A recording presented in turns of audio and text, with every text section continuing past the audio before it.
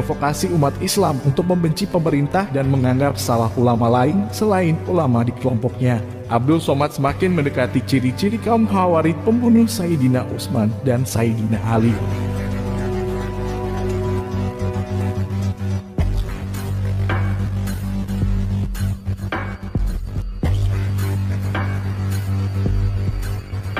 Semua ulama itu pada dasarnya adalah oposisi, karena ulama harus menasihati umara, berarti kan oposisi ya. Hakikat oposisi kan menasihati, mengkritik, memberi masukan, tapi tidak menyebarkan kebencian, tidak menyuruh umat untuk membenci penguasa. Nggak ada itu. Itu Khawarij itu yang melakukan itu.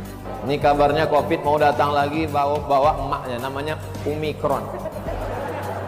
Tak ada lagi harapan kami kecuali kepada Engkau ya Allah. Tapi alhamdulillah, acara akhir tahun sama awal tahun tak ada COVID. Tiba-tiba nanti pas mau dekat lebaran datang dia. Seolah-olah negara ini memusuhi umat Islam. Seolah-olah negara ini memusuhi umat Islam untuk tidak bisa merayakan Hari Raya Idul Fitri. Memprovokasi kebencian kepada umat Islam, kepada negaranya, kepada pemerintahnya.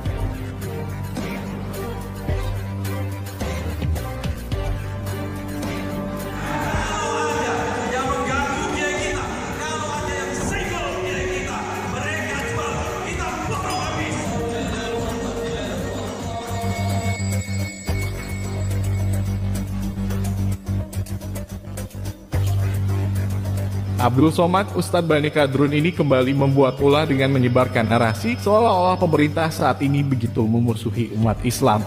Di saat Indonesia kembali dilanda gelombang COVID-19, Abdul Somad bukannya membuat kedamaian pada pengikutnya, tapi malah memprovokasi seakan-akan pemerintah sangat memusuhi umat Islam.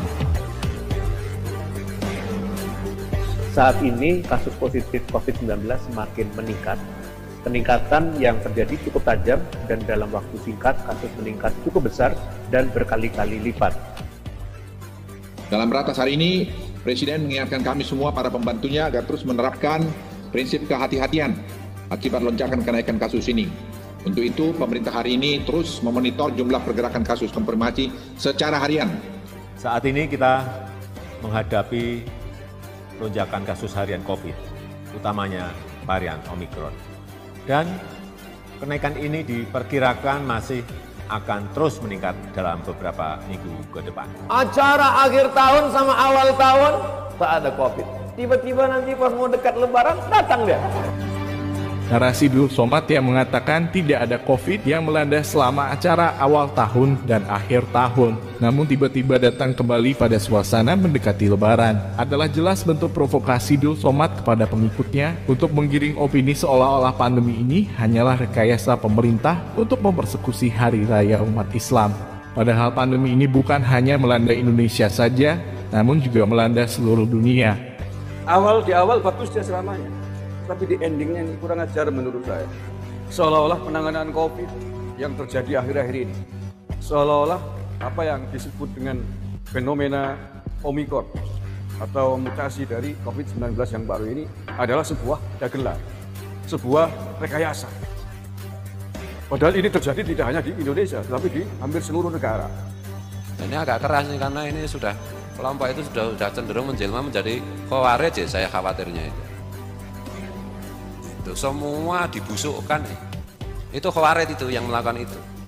Sejak zaman Sayyidina Ali, bahkan sejak zaman Sayyidina Umar itu berlanjut lebih seru pada zaman Sayyidina Utsman, menjadi pada zaman Sayyidina Ali. Umat diajari membenci penguasa. Itu loh, penguasa dibusuk-busukkan. Nah itu nggak benar kayak begitu. Itu ciri Khawarij itu. Ciri-ciri kaum Khawarij yang membunuh Sayyidina Ali yang dianggapnya kafir diantaranya adalah mereka selalu melawan kepada pemerintah yang sah, cenderung merasa kelompoknya yang paling suci dan paling benar di hadapan Allah, sehingga menganggap kelompok lain yang bertentangan dengan mereka adalah sesat, bahkan mereka anggap kafir.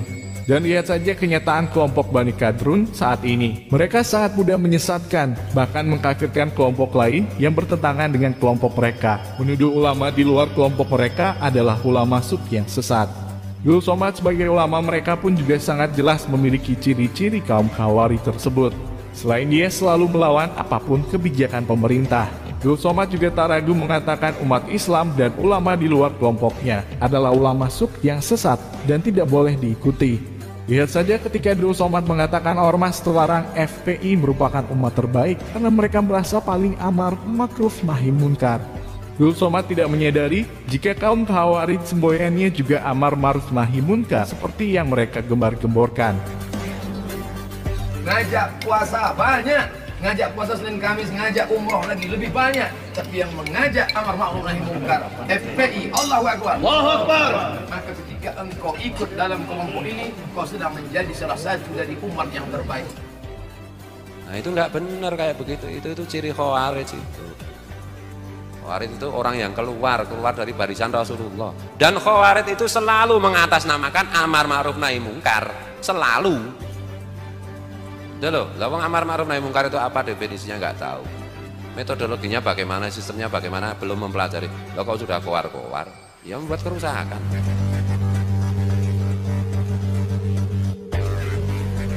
Selain merasa kelompoknya sendiri yang paling suci dan paling benar di hadapan Allah, ciri-ciri Dul Somad yang paling mendekati ciri kaum Khawarij adalah di mana dia menganggap kelompok lain yang bertentangan dengan kelompoknya adalah sesat dan menuduh ulama yang bertentangan dengannya adalah ulama suk yang tidak boleh diikuti.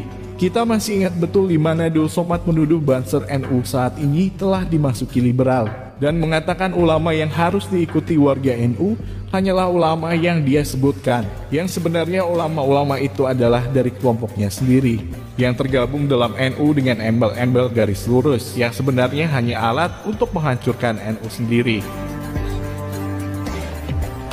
Banser itu adalah sub daripada NU. Banser Ansor itu dulu baik, cuman setelah disusupi oleh liberal, makanya anak-anak NU yang selalu saya nanya ke saya, Ustaz, kami ini NU, ente NU ya, ikuti fatwa 3 ulama NU, Ustaz Kiai Haji Idrus Ramli, Buya Yahya, kemudian Kiai Haji Idrus Ramli, satu lagi lupa saya namanya, dari pondok pesantren khusus yang mendebat. Mereka tidak setuju dengan Syiah, tidak setuju dengan Mu'tazilah, tidak setuju dengan yang keluar dari Ahlussunnah wal Jamaah. Itu yang meneruskan Kiai Haji Hashim Asy'ari. Dengan mengatakan ulama yang harus diikuti warga NU hanya ulama yang dia sebutkan itu, yang sebenarnya mereka adalah bagian dari kelompok Dul Somad sendiri. Sudah sangat jelas menunjukkan bahwa Dul Somad menganggap ulama-ulama dalam organisasi Nahdlatul Ulama yang tidak sepaham dengannya merupakan ulama suk yang tidak boleh diikuti. Padahal dalam organisasi NU tidak terhitung banyaknya ulama dan habaib dengan keilmuan yang jika dibandingkan dengan keilmuan Dul Somad tentu hanya seujung kukunya. Namun di sisi lain, hal itu telah menunjukkan jati diri Dul Somad sesungguhnya, yang memang cirinya sangat mirip dengan ciri kaum Khawarij pembunuh Sayyidina Ali.